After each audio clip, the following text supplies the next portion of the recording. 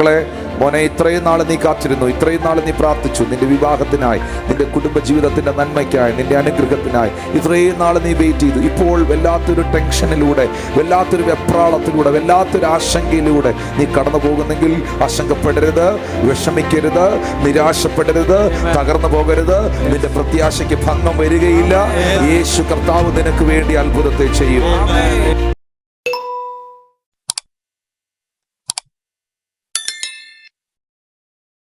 പ്രതീക്ഷ. അപ്പോസ്തലപ്രവൃത്തി 2:1, അപ്പോസ്തലപ്രവൃത്തി 2:1 അവിടെ നമുക്ക് കാണാൻ കഴിയുന്നുണ്ട് 120 പേര്. ആ 120 പേര് പരിശുദ്ധാത്മാവിനെ പ്രതീക്ഷിക്കുകയാണ്. അവരെന്തിനെ പ്രതീക്ഷിച്ചത്? പരിശുദ്ധാത്മാവിനെ. പിതാവിൽ നിന്ന് കേട്ട വാഗ്ദത്തത്തെ ആ 120 പേർ പ്രതീക്ഷിച്ച് ഒറ്റ സ്ഥലത്ത് ഒറ്റ മനസ്സോടെ ഒരൊറ്റ കാര്യത്തിന് വേണ്ടി വെയിറ്റ് ചെയ്യുകയാണ്. അവിടെ ഒരു സ്പിരിച്വൽ അറ്റ്മോസ്ഫിയർ ഉണ്ടായോ? എന്നാ സ്പിരിച്വൽ അറ്റ്മോസ്ഫിയർ ഉണ്ടായത്? കൊടിയ കാറ്റാൽ, ഇടി മുഴക്കത്താൽ, പിളർന്ന് അവർ ഇരുന്നിരുന്ന വീട് മുഴുവൻ നിറച്ചെന്ന അപ്പോസ്തലപ്രവൃത്തി 2:2 എഴുതിയിരിക്കുന്ന അവർ ഇരുന്ന വീട് മുഴുവൻ അത് നിറച്ചു. അപ്പം പ്രതീക്ഷയോടെ പരിശുദ്ധാത്മാവിന് വേണ്ടി കാത്തിരിക്കുന്ന ആ കൂട്ടത്തിന്റെ ഇടയിലാണ് ഒരു വലിയ സ്പിരിച്വൽ അറ്റ്മോസ്ഫിയർ ഉണ്ടായത്. ഞാൻ ഒരു വാക്യം കൂടെ, അത്യാവശ്യം ഒരു വാക്യം കൂടെ ഒന്ന് വായിക്കാം. 1 കൊരിന്ത്യർ 9:10 വാക്യം കേവലം നമുക്ക് വേണ്ടി പറയുന്നു. അതെ, ഉഴുതുന്നവൻ ആശയോടെ ഉഴുകുകയും മെതിക്കുന്നവൻ പദം കിട്ടുമെന്നുള്ള ആശയോടെ മെതിക്കുകയും വേണ്ടതാകയാൽ നമുക്ക് വേണ്ടി എഴുതിയിരിക്കുന്നത്ര. അപ്പൊ ഉഴുതുന്ന ഒരാള് ഭയങ്കര ആശയോടെയാണ് ഉഴുതുന്നത്. ഹല്ലേലൂയ.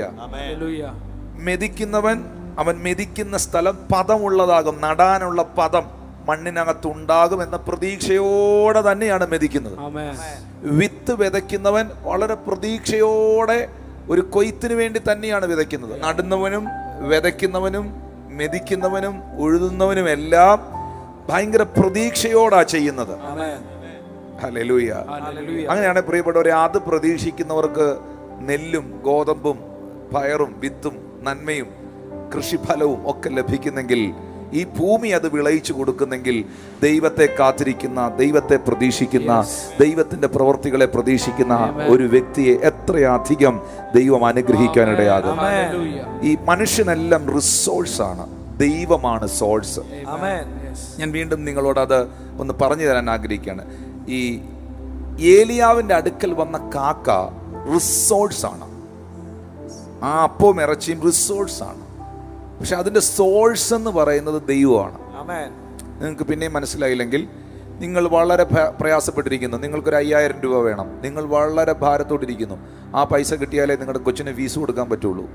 അതുപോലെ വല്ലാത്ത പ്രയാസത്തിൽ നിങ്ങൾ ഇരിക്കുകയാണ്. അപ്പോൾ ഒരു സഹോദരൻ അല്ലെങ്കിൽ ഒരു സഹോദരി നിങ്ങളെ വിളിച്ചിട്ട് പറയുന്നു, എനിക്കിങ്ങനെ പ്രാർത്ഥിച്ചുകൊണ്ടിരിക്കുമ്പോൾ, അല്ലെങ്കിൽ എനിക്ക് നിൻ്റെ മുഖം ഇങ്ങനെ ഓർമ്മ വന്നു, എനിക്കൊരു ഇച്ചിരി പൈസ നിനക്ക് തരാൻ ആഗ്രഹമുണ്ട്, എനിക്കൊരു 5000 രൂപ ഞാൻ നിനക്ക് തരാൻ ആഗ്രഹിക്കുന്നു എന്ന് പറഞ്ഞാൽ പൈസ തരുമ്പോൾ നമ്മൾ ചിന്തിക്കുന്നത്, എൻ്റെ പൊന്നു കർത്താവേ, അവൾ എത്ര നല്ലവനാ, അവൻ എത്ര നല്ലവനാ.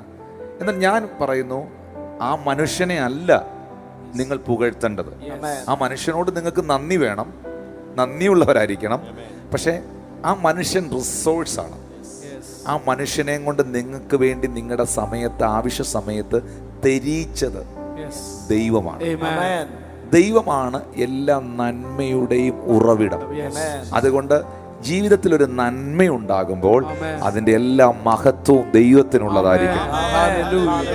എന്നാൽ നമുക്ക് ഒരു ഗ്ലാസ് വെള്ളമെങ്കിലും തന്നവരോട് നമ്മൾ നന്ദിയുള്ളവരായിരിക്കും. ബൈബിളിൽ ഒരുപാട് സ്ഥലത്ത് അങ്ങനെ എഴുതിയിട്ടുണ്ട്, നിങ്ങൾ നന്ദിയുള്ളവരായിരിപ്പീനെന്ന്, മനുഷ്യനോടും ദൈവത്തോടും. Hallelujah. Thank you Lord Jesus.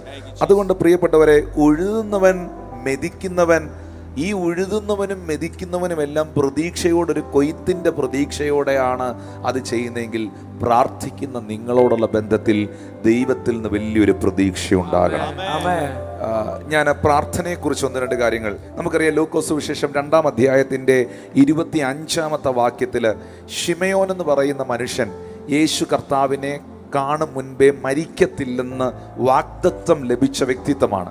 ഈ യേശുവിനെ കാണും മുൻപ് മരണം കാണുകയില്ലെന്ന് പരിശുദ്ധാത്മാവിൽ അരുളപ്പാടുണ്ടായ ഈ മനുഷ്യൻ ദേവാലയത്തിനകത്ത് ദീർഘവർഷങ്ങളായി യേശു കർത്താവിനെ കാത്തിരിക്കുകയാണ്. എൻ്റെ ചോദ്യം, ആ കാത്തിരുന്ന മനുഷ്യന്റെ കാത്തിരിപ്പിന് ഒരിക്കലും നിരാശ ഉളവാകേണ്ടി വന്നില്ല. യേശു കർത്താവിനെ കാണാൻ ആ മനുഷ്യന്റെ കണ്ണിന് ദൈവം കൃപ കൊടുത്തു. Hallelujah, hallelujah. ഈ സങ്കീർത്തനം 40, നിങ്ങളെല്ലാവരും ബൈബിൾ ഒന്ന് തുറന്നേ. സങ്കീർത്തനം 40, 1, 2, 3 വാക്യങ്ങളിൽ, 40-ാം സങ്കീർത്തനത്തിന്റെ 1, 2, 3 വാക്യങ്ങൾ എഴുതിയിട്ടുണ്ട്. ഞാൻ യഹോവയ്ക്കായി കാത്തിരുന്നു. ഞാൻ അത്രേ ചെയ്തുള്ളൂ. ഞാൻ എന്താ ചെയ്തേ? വളരെ പേഷ്യൻ്റ്ലി ഞാൻ ദൈവത്തെ വെയിറ്റ് ചെയ്തു. ഞാൻ ദൈവത്തെ കാത്തിരുന്നു. ഒറ്റ കാര്യമേ സങ്കീർത്തനക്കാരൻ ചെയ്തുള്ളൂ. ആ മനുഷ്യൻ ദൈവമുഖം അന്വേഷിച്ചു, ദൈവത്തെ കാത്തിരുന്നു. പക്ഷേ 7 കാര്യങ്ങൾ ആ മനുഷ്യന് വേണ്ടി ദൈവം ചെയ്തു. ദൈവത്തെ കാത്തിരുന്ന ആ വ്യക്തിക്ക് വേണ്ടി, ആ ദൈവ മനുഷ്യന് വേണ്ടി 7 കാര്യങ്ങൾ ദൈവം ചെയ്തു. അടുത്ത വാക്യം നോക്കി. 1, അവൻ എങ്കിലേക്ക് ചാഞ്ഞു. 2, അവൻ എൻ്റെ നിലവിളി കേട്ടു. 3, കുഴിയിൽ നിന്നും അവൻ എന്നെ കയറ്റി. 4, കുഴഞ്ഞ ചേറ്റിൽ നിന്നും കയറ്റി. 5, അവൻ എൻ്റെ കാലുകളെ പാറമേൽ നിർത്തി. 6, എൻ്റെ ഗമനത്തെ അവൻ സ്ഥിരമാക്കി. 7, എൻ്റെ വായിൽ അവൻ പുതിയ പാട്ട് തന്നു. 7 കാര്യങ്ങൾ സംഭവിച്ചോന്നൊന്ന് നോക്കിയേ. ആ സങ്കീർത്തനം 40 എടുത്തിട്ട് ഒറ്റ കാര്യമേ ആ മനുഷ്യൻ ചെയ്തുള്ളൂ. ആ മനുഷ്യൻ യഹോവയ്ക്കായി കാത്തിരുന്നു. പക്ഷേ 7 കാര്യങ്ങൾ ദൈവം ആ മനുഷ്യന് വേണ്ടി ചെയ്തു. 1, അവങ്കിലേക്ക് ചാഞ്ഞു. 2, എൻ്റെ നിലവിളി കേട്ടു. 3, കുഴിയിൽ നിന്ന് എന്നെ കയറ്റി. 4, കുഴഞ്ഞ ചേറ്റിൽ നിന്ന് കയറ്റി. എൻ്റെ കാലുകളെ പാറമേൽ നിർത്തി. എൻ്റെ ഗമനത്തെ സ്ഥിരമാക്കി. എൻ്റെ വായിൽ അവൻ പുതിയ ഒരു പാട്ട് തന്നു. ഫാസ്റ്റിങ്ങോടെ, ഉപവാസത്തോടെ, പ്രാർത്ഥനയോടെ എന്നെ കാണുന്ന പ്രിയപ്പെട്ടവരുണ്ട്.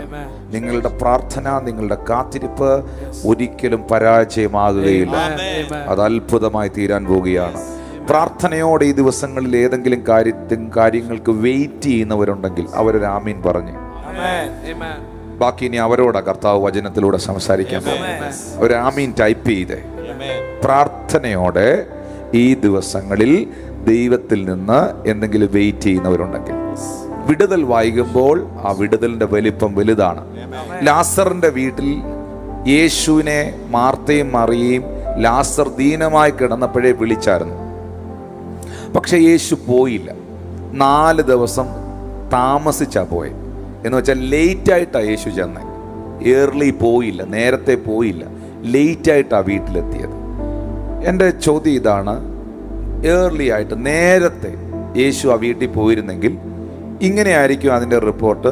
എൻ്റെ സഹോദരനെ സുഖമില്ല കിടന്നതാ, നമ്മുടെ യേശു, നസ്രയനായ യേശു വീട്ടിൽ വന്ന് പ്രാർത്ഥിച്ചായിരുന്നു, സഹോദരന് സൗഖ്യമായി, ഇപ്പോൾ അവൻ ആക്റ്റീവായി, ഓക്കെ ആയിട്ടിരിക്കുക കേട്ടോ. ഞാൻ പറയുന്നു, കർത്താവ് ഇച്ചിരി ലേറ്റായിട്ട് ചെന്ന ഒറ്റ കാരണം കൊണ്ടാണ് വലിയ മഹത്വം വെളിപ്പെട്ടത്. മാർത്തയോടും മറിയോടും യേശു അത് പറയുന്നുണ്ട്, വിശ്വസിച്ചാൽ നീ ദൈവത്തിന്റെ മഹത്വം കാണും. എന്തെങ്കിലും കർത്താവിൻ്റെ സന്നിധിയിൽ ആരുടെയെങ്കിലും സൗഖ്യമോ വിടുതലോ മാനസാന്തരമോ വഴി തുറക്കാനോ ഏതെങ്കിലും വിഷയത്തിന് വേണ്ടി ഇങ്ങനെ വെയിറ്റ് ചെയ്തിരിക്കുന്നവരോട്, ഒത്തിരി ലേറ്റ് ആകുന്നു, ഡിലേ ആകുന്നു, കാലതാമസങ്ങൾ വരുന്നു എന്നൊക്കെ പറയുന്ന പ്രിയപ്പെട്ടവരോട് പരിശുദ്ധാത്മാവ് ഈ വചനത്തിലൂടെ അറിയിക്കുന്നു, നിന്റെ ഭവനത്തിലും നിങ്ങളുടെ ജീവിതത്തിലും വലിയ മഹത്വം വെളിപ്പെടാൻ, ആ വിഷയത്തിനകത്ത് വലിയ മഹത്വം വെളിപ്പെടാൻ. ചെറിയ സാക്ഷ്യമല്ല തരാൻ പോകുന്നത്, വലിയ സാക്ഷ്യമാണ്. പനി സൗഖ്യമായത് മാത്രമല്ല പറയാൻ പോകുന്നത്.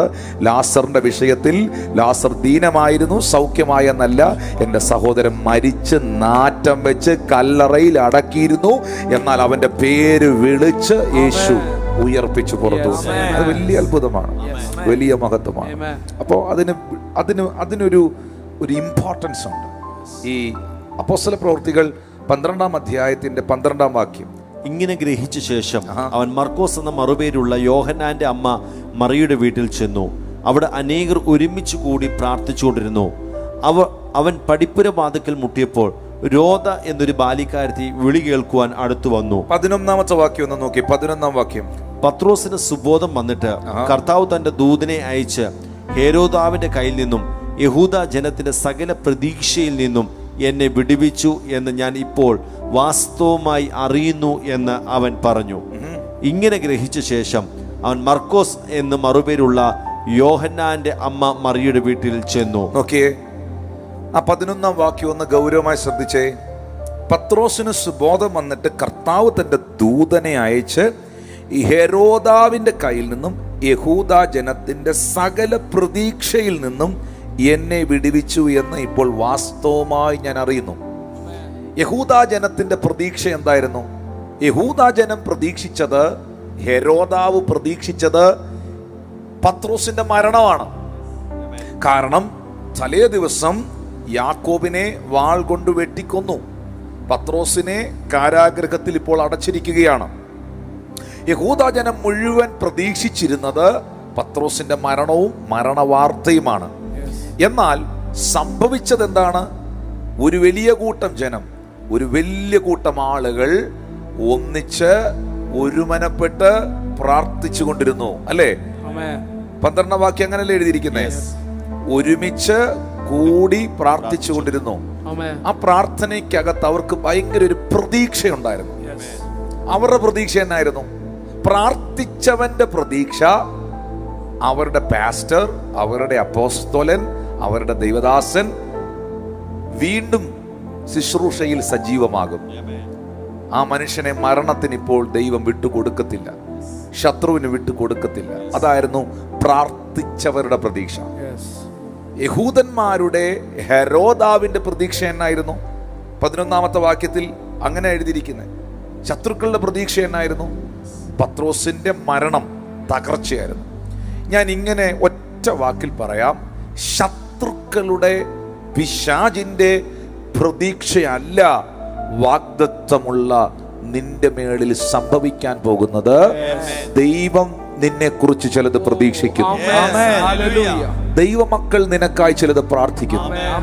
നിങ്ങൾ എന്താണോ ദൈവസന്നിധിയിൽ പ്രാർത്ഥിക്കുന്നത്, നിങ്ങൾ എന്താണോ ദൈവത്തിൽ നിന്നും പ്രതീക്ഷിക്കുന്നത്, ആ പ്രതീക്ഷകളാണ് നിങ്ങളുടെ ഭവനത്തിൽ, നിങ്ങളുടെ തലമുറയിൽ, നിങ്ങളുടെ സഭയിൽ, നിങ്ങളുടെ ജീവിതത്തിൽ സംഭവിക്കുവാൻ പോകുന്നത്. ശത്രുവിന്റെ പ്രതീക്ഷകളല്ല, ദൈവത്തിന്റെ സ്വപ്നങ്ങൾ. പ്രിയ ദൈവദാസനെ, ഇപ്പോൾ എന്നെ കണ്ടുകൊണ്ടിരിക്കുന്ന, ചില ശാരീരികമായ ബുദ്ധിമുട്ടുകളാൽ ഇപ്പോൾ എന്നെ കണ്ടുകൊണ്ടിരിക്കുന്ന, മാനസികമായ ചില സംഘർഷങ്ങളിലൂടെ കടന്നു പോകുന്ന പ്രിയ ദൈവ മനുഷ്യനെ, പ്രിയ കുടുംബമേ, പ്രിയ സഹോദരനെ, കർത്താവിന്റെ ആത്മാവ് നിന്നോട് അറിയിക്കുന്നു, ശത്രുക്കളുടെ പിശാചിന്റെ പ്രതീക്ഷകളല്ല നിന്നിലും നിന്റെ കുടുംബത്തിലും ശുശ്രൂഷയിലും സംഭവിക്കാൻ പോകുന്നത്. ദൈവം നിന്നിൽ ചിലത് പ്രതീക്ഷിക്കുന്നു. താങ്കളും പ്രതീക്ഷയോടെ ചിലത് ദൈവത്തോട് പ്രാർത്ഥിച്ചിട്ടുണ്ട്, പ്രത്യാശ വെച്ചിട്ടുണ്ട്. അതാണ് നിങ്ങളുടെ ജീവിതത്തിൽ യേശു ക്രിസ്തുവിന്റെ നാമത്തിൽ സംഭവിക്കുവാൻ പോകുന്നത്. ഹല്ലേലൂയ, ഹല്ലേലൂയ, ആമേൻ. അതുകൊണ്ട് ഇത് നമ്മുടെ ജീവിതത്തിൽ സംഭവിക്കണമെങ്കിൽ, ഈ വാഗ്ദത്തങ്ങൾ സ്വീകരിക്കാൻ കഴിയണമെങ്കിൽ, എബ്രായർക്കെഴുതിയ ലേഖനം 6-ാം അധ്യായം 14-15 വാക്യത്തിൽ എഴുതിയിട്ടുണ്ട്. അബ്രഹാമിനെ കുറിച്ചാണ്, ഞാൻ നിന്നെ അനുഗ്രഹിക്കുകയും നിന്നെ വർദ്ധിപ്പിക്കുകയും ചെയ്യുമെന്ന് അരുളി ചെയ്യുന്നു. അങ്ങനെ അവൻ ദീർഘക്ഷമയോടെ ഇരുന്ന് വാഗ്ദത്ത വിഷയം പ്രാപിച്ചു. ഈ നല്ല ഭക്ഷണം കിട്ടാൻ ഇച്ചിരി സമയമെടുക്കും. ഹല്ലേലൂയ. നല്ല ഭക്ഷണം ഉണ്ടാക്കാൻ അല്പം ലേറ്റ് ആകും. അമ്മ ഉണ്ടാക്കുന്ന നല്ല ഭക്ഷണം പെട്ടെന്ന് കിട്ടുകയില്ല, അതിന് ഇച്ചിരി സമയമെടുക്കും. ഹല്ലേലൂയ. അത് കുക്ക് ചെയ്ത് അതെല്ലാം ശരിയായിട്ട് വരാൻ. ഇതുപോലെ തന്നെ ജീവിതത്തിൽ ഏറ്റവും നല്ല കാര്യങ്ങൾ സംഭവിക്കുവാൻ ചിലപ്പോൾ ഇച്ചിരി സമയമെടുക്കും. 38 വർഷം രോഗിയായി കിടന്നവനെ സൗഖ്യമാക്കുവാൻ ഇറങ്ങി വന്നത് സാക്ഷാൽ ദൈവമാണ്. ദൂതന്മാരുടെ ആരാധനയിൽ വസിച്ചിരുന്ന ദൈവം. അവന് മുമ്പുള്ള മുഴുവൻ രോഗികളെയും സൗഖ്യമാക്കിയത് ദൈവദൂതന്റെ സാന്നിധ്യത്തിലാണ്. ദൂതൻ വന്ന് കുളം കലങ്ങുമ്പോഴാണ് അവർ സൗഖ്യം പ്രാപിച്ചത്. പക്ഷെ ഈ 38 വർഷം രോഗിയായിരുന്നവൻ സുഖപ്പെട്ടത് സർവശക്തനാകുന്ന കർത്താവിന്റെ സാന്നിധ്യത്തിലാണ്. ഹല്ലേലൂയ. 12 വർഷം കാത്തിരുന്ന രക്തസ്രവക്കാരി സ്ത്രീയെ സുഖപ്പെടുത്തിയത് ഈ ലോകത്തിലെ ഒരു ഫിസിഷ്യന്മാരുമല്ല, ലോകം കണ്ടതിൽ ഏറ്റവും വലിയ ഫിസിഷ്യനായ രോഗികൾക്ക് സൗഖ്യം നൽകുന്ന സൗഖ്യദായകനായ യേശുവിന്റെ കരമാണ്. അബ്രഹാമിനെ കുറിച്ച് എഴുതിയിരിക്കുകയാണ്, അവൻ ദീർഘക്ഷമയോടെ കാത്തിരുന്ന് വാഗ്ദത്ത വിഷയത്തെ പ്രാപിച്ചു. എബ്രായർ 10:35-36. അതുകൊണ്ട് മഹാപ്രതിഫലമുള്ള നിങ്ങളുടെ ധൈര്യം തള്ളിക്കളയരുത്. ദൈവ ഇഷ്ടം ചെയ്ത് വാഗ്ദത്തം പ്രാപിക്കുവാൻ നിങ്ങൾക്ക് സഹിഷ്ണുത ആവശ്യമാണ്, പേഷ്യൻസ് ആവശ്യമാണ്.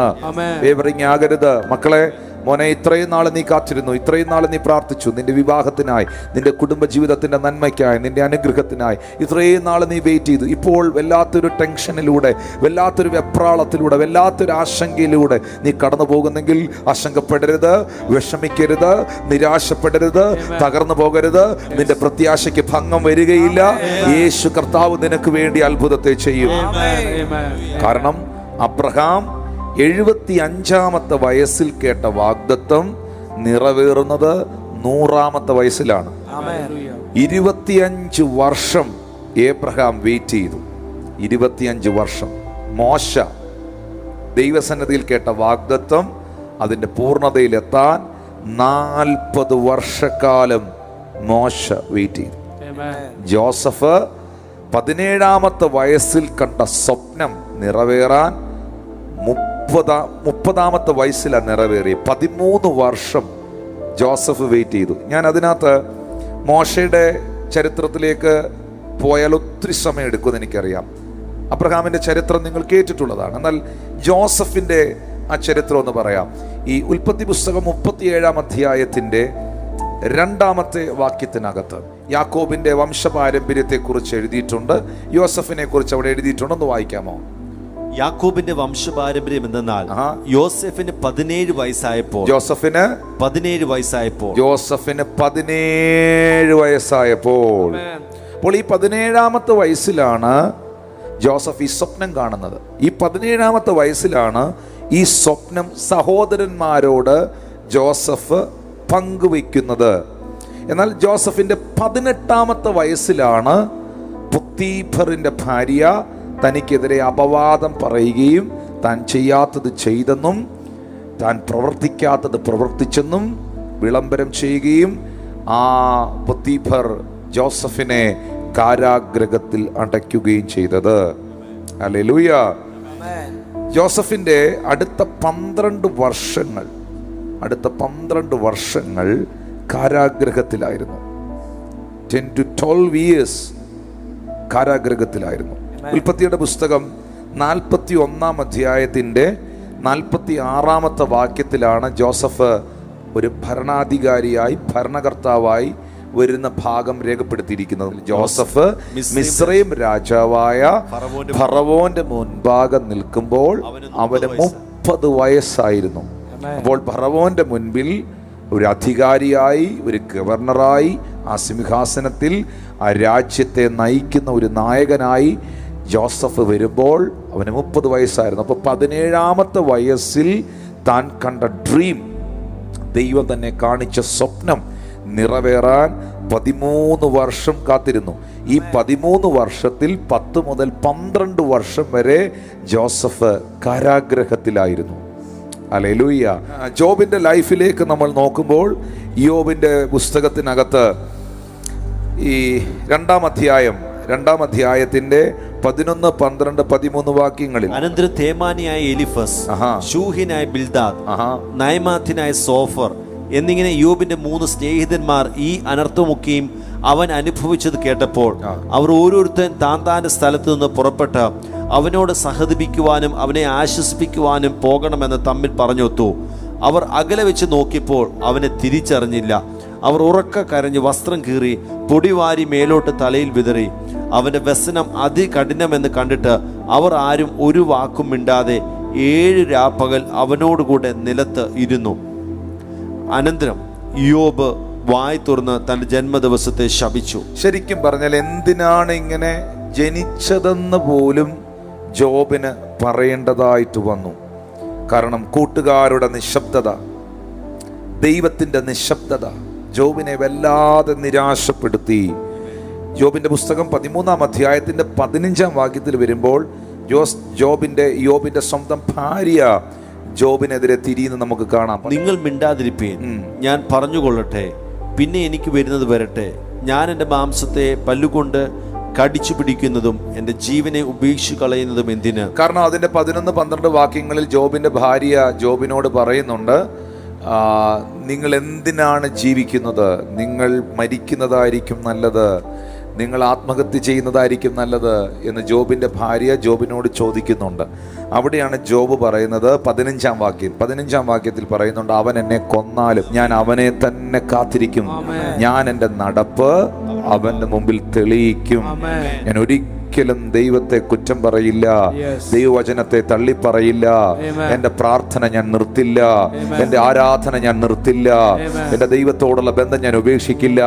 സാഹചര്യങ്ങളുടെ സമ്മർദ്ദങ്ങളിൽ, സാഹചര്യങ്ങളുടെ മധ്യയിൽ ഇട്ടെറിഞ്ഞിട്ട് പോകാനുള്ളതല്ല, കളഞ്ഞിട്ട് പോകാനുള്ളതല്ല, വിട്ടിട്ട് പോകാനുള്ളതല്ല.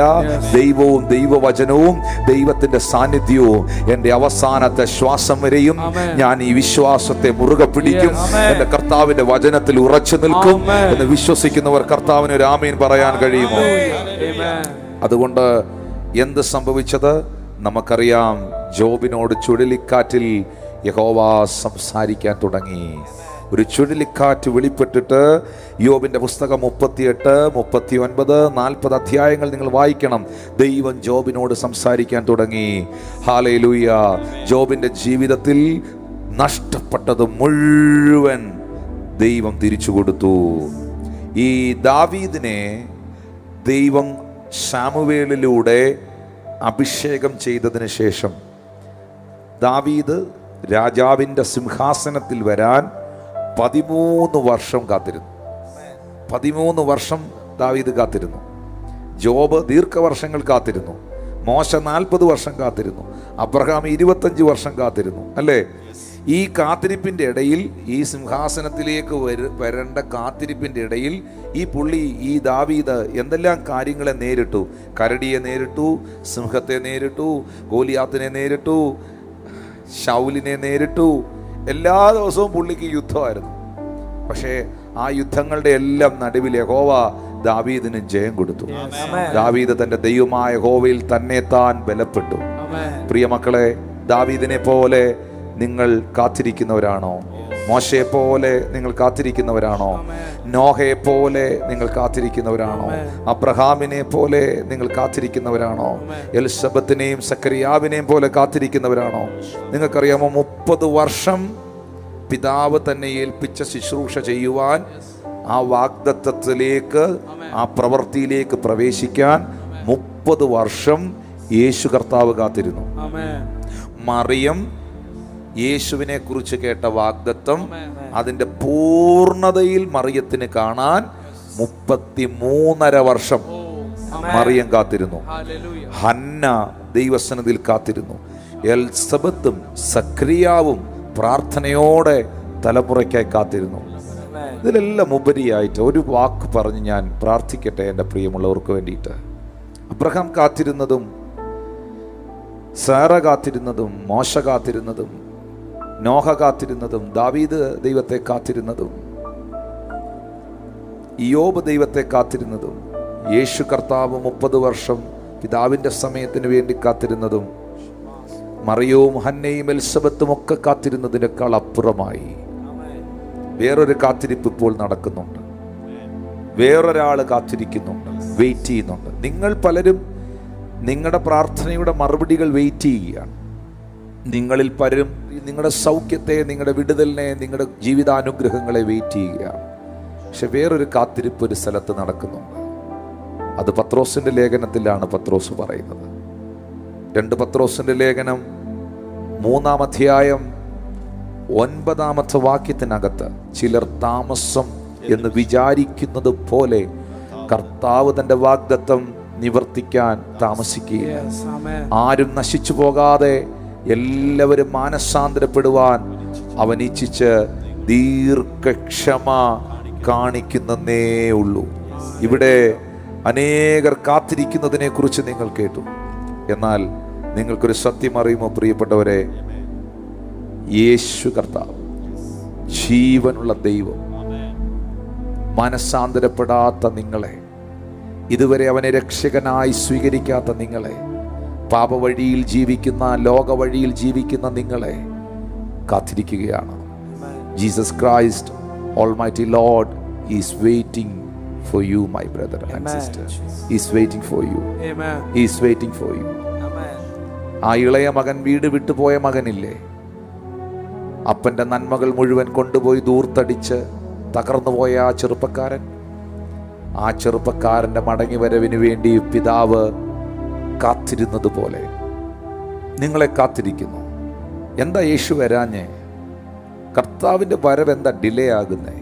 ചിലരും കൂടെ മനസ്സാന്തരപ്പെടാൻ, ചിലരും കൂടെ മടങ്ങി വരാൻ. ഞാനിങ്ങനെ ചിന്തിക്കും ചിലപ്പോഴൊക്കെ, കർത്താവേ, നീ ഒരു 24 വർഷം മുമ്പ് വന്നിരുന്നെങ്കിൽ ഒരുപക്ഷെ ഞാൻ നിന്റെ സന്നിധിയിൽ കാണത്തില്ലായിരുന്നു. കഴിഞ്ഞ വർഷം രക്ഷിക്കപ്പെട്ട, കഴിഞ്ഞ വർഷം യേശുവിലേക്ക് വന്ന പ്രിയ മക്കൾക്ക് പറയാൻ കഴിയില്ലേ, അതിന് മുൻപിലത്തെ വർഷം യേശു വന്നിരുന്നെങ്കിൽ എനിക്ക് കർത്താവിൻ്റെ സന്നിധിയിൽ നിൽക്കാൻ പറ്റത്തില്ലായിരുന്നു. എല്ലാവരും മനസ്സാന്തരപ്പെടാൻ അവൻ ആഗ്രഹിക്കുന്നു. ആരും നശിച്ചു പോകാതിരിക്കാൻ എൻ്റെ ദൈവം ആഗ്രഹിക്കുന്നു. നിങ്ങളുടെ ഭർത്താവ് നശിച്ചു പോകാൻ എൻ്റെ ദൈവം ആഗ്രഹിക്കുന്നില്ല. നിങ്ങളുടെ ഭാര്യ, നിങ്ങളുടെ മക്കൾ, നിങ്ങളുടെ കുടുംബം, നിങ്ങൾ നശിച്ചു പോകാൻ കർത്താവ് ആഗ്രഹിക്കുന്നില്ല. സ്നേഹത്തോടെ പാട്ടുകാരൻ പാടിയതുപോലെ രക്ഷിതാവ് സ്നേഹത്തോടെ കാത്തിരിക്കുന്നല്ലോ. ഭയം വേണ്ട, ശങ്കിക്കേണ്ട, വാവങ്കൽ നീ ഇന്ന് എന്ന് പാടുന്നത് പോലെ ദൈവം നിങ്ങളെ കാത്തിരിക്കുന്ന പ്രിയപ്പെട്ടവരെ. ഈ ദിവസങ്ങളിൽ കർത്താവിൻ്റെ സന്നിധിയിലേക്ക് ഒന്ന് വരാൻ, അവൻ്റെ സന്നിധിയിൽ സമയം ചെലവഴിക്കാൻ, പ്രാർത്ഥിക്കാൻ ഒന്ന് ഏൽപ്പിച്ചു കൊടുക്കാവോ. ദൈവം നിങ്ങളെ വെയിറ്റ് ചെയ്യുകയാണ്. വിട്ടുകളയേണ്ടതിനെയൊക്കെ ഒന്ന് വിട്ടുകളയാമോ? ഉപേക്ഷിക്കേണ്ടതിനെയൊക്കെ ഒന്ന് ഉപേക്ഷിക്കാമോ? മടങ്ങി വരേണ്ടടുത്ത് നിന്ന് മടങ്ങി വരാമോ? മാനസാന്തരപ്പെടേണ്ട മേഖലകളിൽ ഒന്ന് മാനസാന്തരപ്പെടാമോ? ചിലരും കൂടെ മാനസാന്തരപ്പെടുവാൻ അവൻ ആരും നശിച്ചു. എനിക്ക് ആ വാക്ക് ഭയങ്കര ഹാർട്ട് ടച്ചിങ്ങാണ്. ആരും നശിച്ചു പോകരുത്, ദൈവത്തിൻ്റെ ആഗ്രഹമാണ്. യോഹന്നാന്റെ സുവിശേഷം 3-ാം അധ്യായം 16-ാം വാക്യത്തിൽ എഴുതിയിട്ടുണ്ട്, തൻ്റെ ഏകജാതനായ പുത്രനിൽ വിശ്വസിക്കുന്ന ഏവനും നശിച്ചു പോകാതെ നിത്യജീവൻ പ്രാപിക്കേണ്ടത് അവനെ നൽകുവാൻ തക്കവണ്ണം പിതാവായ ദൈവം ഈ ലോകത്തെ സ്നേഹിച്ചു. നിങ്ങളെ യേശു വിളിക്കുകയാണ്. കർത്താവ് നിങ്ങളെ വിളിക്കുകയാണ്, പ്രാർത്ഥനയ്ക്കായി വിളിക്കുകയാണ്. യേശുവിനോടൊന്ന് പറഞ്ഞ്, കർത്താവെ, ഞാൻ നിന്റെ സന്നിധിയിൽ പല വിഷയങ്ങൾക്കായി കാത്തിരിക്കുന്നുണ്ട്, പല വിടുതലുകൾക്കായി കാത്തിരിക്കുന്നുണ്ട്, പല മറുപടികൾക്കായി കാത്തിരിക്കുന്നുണ്ട്. പക്ഷെ അതിലെല്ലാം അപ്പുറമായിട്ട് മറുഭാഗത്ത് അപ്പാ നീ എന്നെ വെയിറ്റ് ചെയ്യുകയാണല്ലോ. ആ ഹോരേബിന്റെ പർവ്വത മുകളിൽ മോശയെ കാത്തു നിന്ന യഹോവ, മോശ ഹോരേബിന്റെ പർവ്വത മുകളിൽ നടന്നടുക്കുമ്പോൾ മോശ അവിടെ വരുന്നതിന് മുൻപേ മോശയെ വെയിറ്റ് ചെയ്ത് ദൈവോടെ നിൽക്കുകയാണ്. ആ കാഴ്ച എത്ര പേരുമാവിൽ കാണുന്നുണ്ട്?